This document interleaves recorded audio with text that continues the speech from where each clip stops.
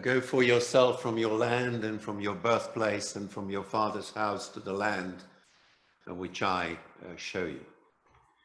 How many times Jews and others had to leave their homeland to find security, both physical and financial, elsewhere? There are many reasons why a person might choose to move from one place to another. Sometimes a person might leave because of family reasons, but many times a person will move for another reasons, financial, neighborhood, or safety.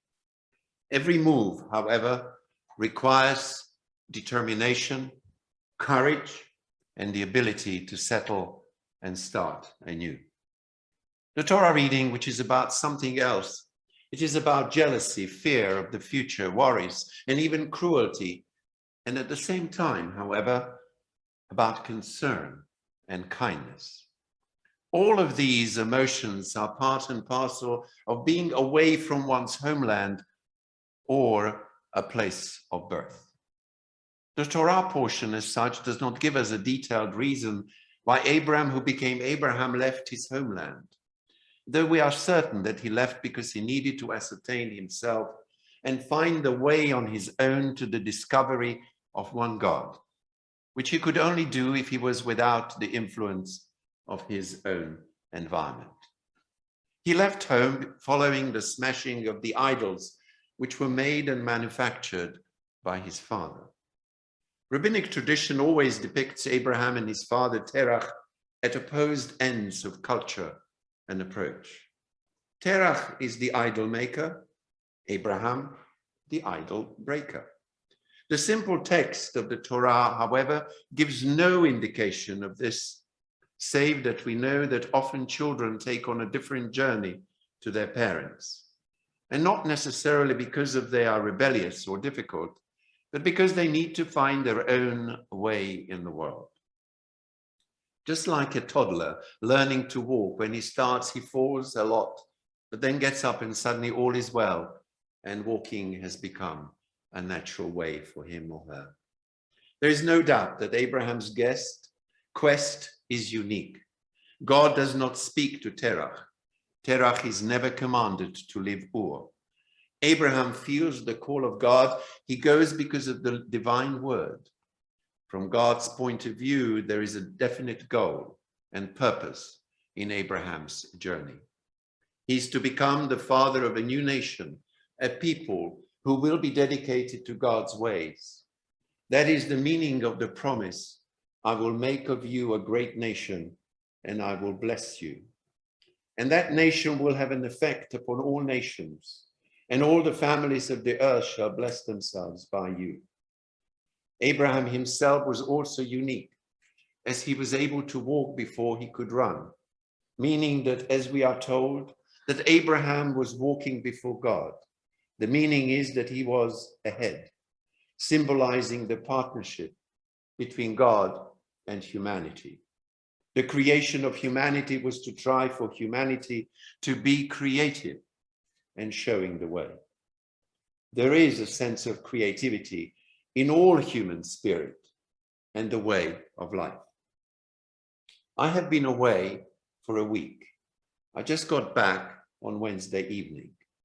First, I went to Austria, then the Czech Republic, to a town called Brno, where you would find the famous glass house, which there is called Villa Tugendhat, named after the family who built it.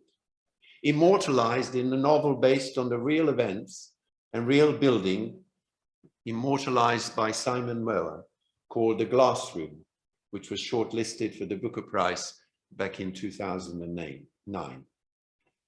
In the novel, the Landauers, a recently married couple, commissioned German architect Rainer von Abt to build a modern house in Brno. The Landauer house, based on the Villa Tugendhat, becomes a minimalist masterpiece with a transparent glass room as its center. The story is based on a true story, but the daughter of the family was very upset by the novel. She said that not only that the house has been stolen from her and her family, also her own story has been stolen by someone else. Villa Tugendhat in Brno was designed by the German architect Ludwig Mies van Rohe and constructed between 1928 and 1930 on a hillside slope overlooking the city center. It was commissioned by the wealthy Jewish industrialist Fritz Tugendhat and his wife Greta, and was their home for 8 years before the couple, along with their children, were forced to flee to Switzerland following the dismembering of Czechoslovakia brought about by the famous Munich Agreement of September 1938. The building today is an icon of modern architecture. It has central heating, it has ventilation, it has view, it has a beauty unparalleled and unthought of perhaps in 1928 to 1930. Indeed, the architect himself, he escaped Germany and he worked very much so and very creatively in the United States. I did not have time this time to visit the house, so what was I doing there? I went to conduct a bar mitzvah ceremony using a prayer book which Benjamin Kuras and I, Benjamin, a well-known writer and journalist now living in the Czech Republic, and I worked on in 2001, translating and designing it, making sure that even though it was prepared for a Friday evening service, it could be used for Saturday morning. And so I used it on Saturday morning. It was a service which followed the Chabad rabbi's Saturday morning service. And I attended his service and he attended part of my service. And then we spoke at length at Kiddush, great and good cooperation, where I was honored to officiate. I made a promise back in 2006 when I officiated at the wedding of the parents that I will come back. And thanks God I was able to do so.